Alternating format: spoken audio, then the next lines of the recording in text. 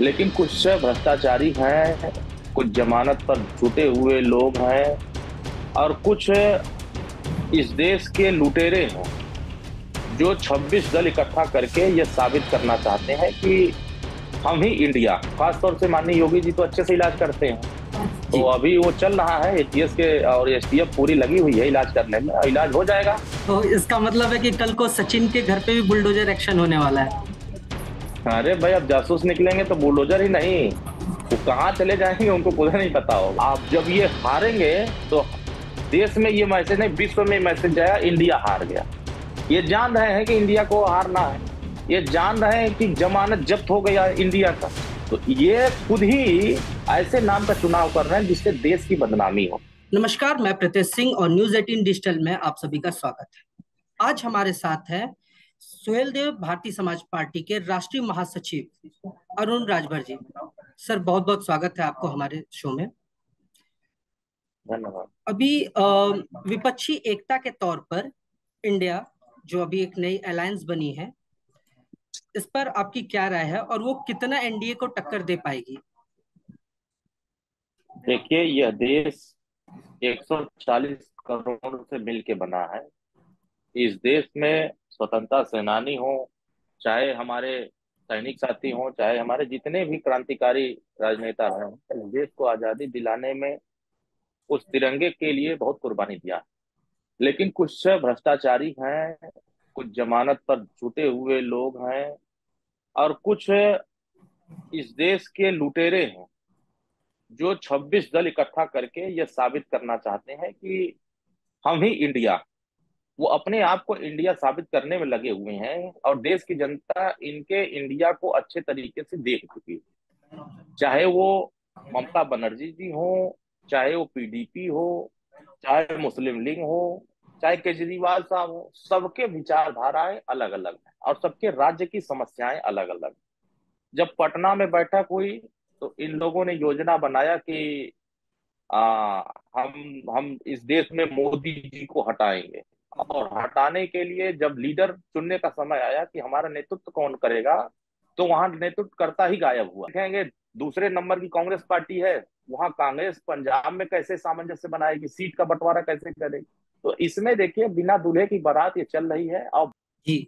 अभी जैसे कि एसबीएसपी एनडीए में जुड़ने का हो रहा है और 38 दल के लिए भी अभी एक मीम बना के इंडियन नेशनल कांग्रेस ने पेजेस पे डाले थे।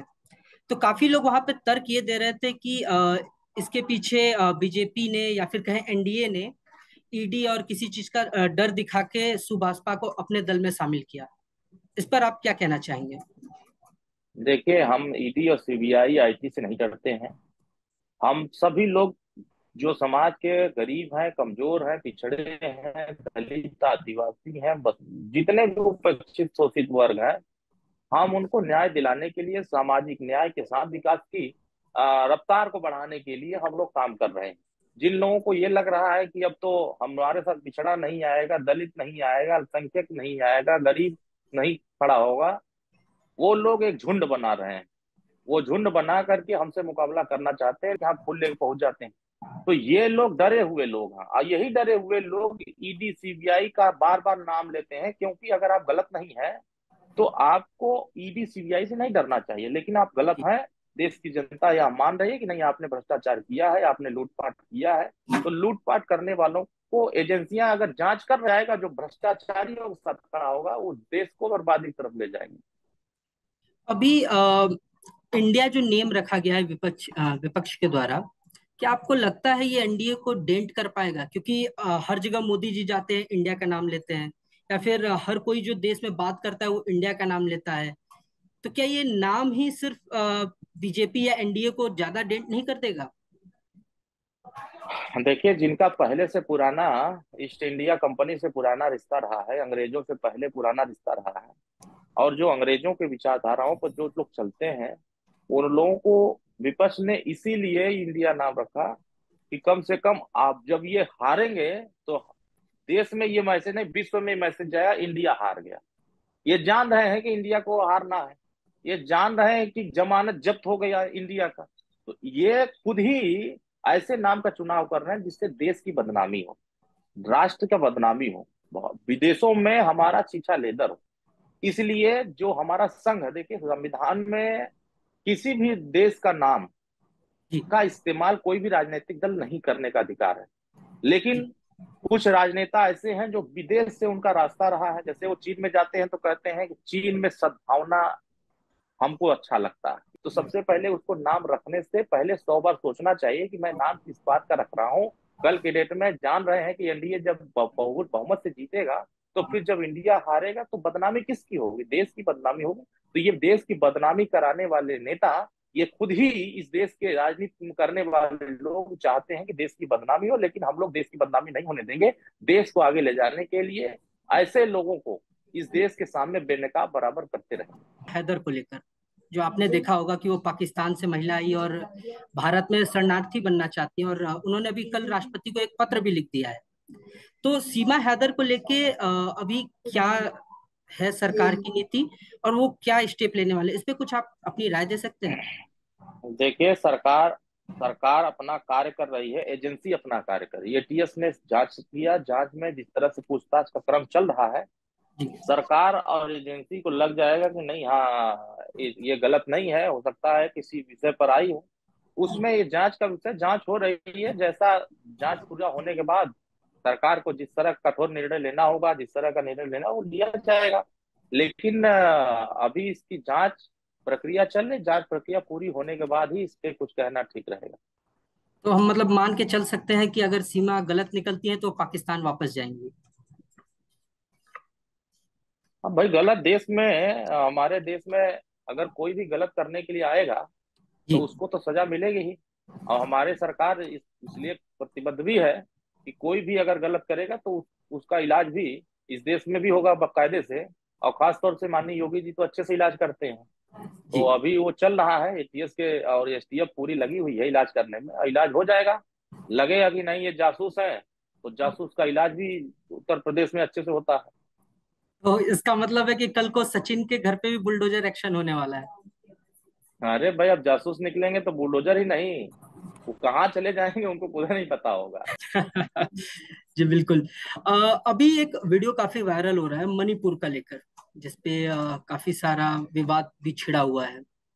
तो मणिपुर वायलेंस को लेके अभी एनडीए की क्या रणनीति होगी, क्योंकि विपक्ष इस पे बहुत हमलावर है? देखिए, विपक्ष खाली एक जगह देख रहा है। बंगाल में भी उस तरह की हरकत हुई है, छत्तीसगढ़ में भी उस तरह की जी हरकत हुई है, बिल्कुल। मध्य प्रदेश में भी हुई है, राजस्थान में हुई है। लेकिन विपक्ष अपनी कमजोरी छुपाने के लिए उसको सिर्फ एक जगह की चीजें ज्यादा दिखाए। हाँ, हमारी सरकार प्रतिबद्ध है। अगर वहां के लोगों ने इस तरह की घटनाएं की, ये बहुत ही दुखद है, निंदनीय है। इस तरह की घटना देश में नहीं होनी चाहिए। हर देश के हर नागरिक का सम्मान है, और खास तौर से महिलाओं के साथ अगर कोई अभद्रता करता, इस तरह के करता है, तो हमारी सरकार उसके प्रति कठोर कार्रवाई कर रही है। और उसमें गिरफ्तारियां भी हुई हैं, जांच चल रही है। और जो भी लोग इस तरह के कटघरे में खड़े होंगे, ऐसे लोगों पर कठोर कार्रवाई करने के लिए सरकार प्रतिबद्ध है। आने वाले समय में इतिहास बनेगा कि जिन लोगों ने इस तरह की हरकत किया है, आने वाले समय में दोबारा कोई उस तरह का हरकत करने की हिम्मत नहीं जुटाएगा। और सरकार, वहां की जो वर्तमान मौजूदा सरकार है, उसको भी गंभीर होना पड़ेगा। लंबे समय से घटनाएं वहां हो रही हैं, जाति हिंसा हो रही है, तो जिन मुद्दों को लेकर जाति हिंसा हो रही है, उन मुद्दों पर अपना बैठ करके आपसी सहमति बना करके उस पर आगे कार्रवाई करनी चाहिए।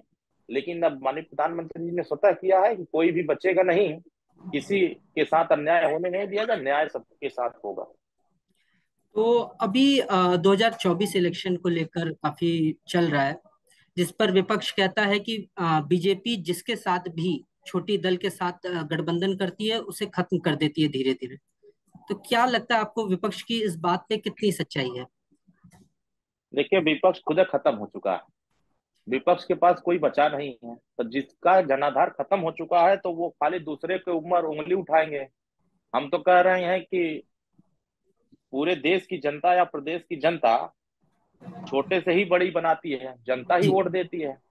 तो जो लोग भी आज सबको छोटा आंक रहे हैं, उनके सामने आने वाले समय में बड़े होंगे। जी लेकिन उन लोगों को यही बात समझ में नहीं आ रही है कि कोई भी अति पिछड़ा कभी नेता न बने, कोई भी दलित नेता न पैदा हो, कोई भी मुसलमान लीडर ना बने, कोई आदिवासी लीडर ना बने। तो जो लोग अपना जागीर समझते हैं कि नहीं, हाँ ये हमारे हैं, हमारे ही रहेंगे, तो ये जीवन में, ये राजनीति में परिवर्तन होता रहता है। राजनीति में सभी लोग अपने अपने हिसाब से समाज को जगाते रहते हैं।